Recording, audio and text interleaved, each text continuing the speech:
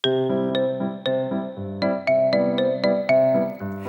家文千万字，大家要和大家做伙来拜一日。今仔日要甲大家小解这一日，咱做伙来看到，这里就是店。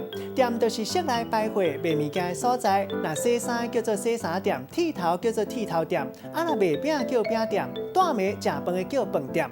古早真侪地名拢有这个店字，像讲新北市新店，古早高雄公山叫做阿公店，南投集集叫做半路店，另外苗栗竹南叫做三角店，台南北河叫做店仔口。带大家做伙来小解两个词。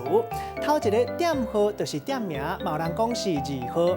第二个词读做杂货仔店，就是卖生活用品、卖杂货的所在。有人讲是柑仔店。咱用一句话来举例，甲这两个词夹做伙。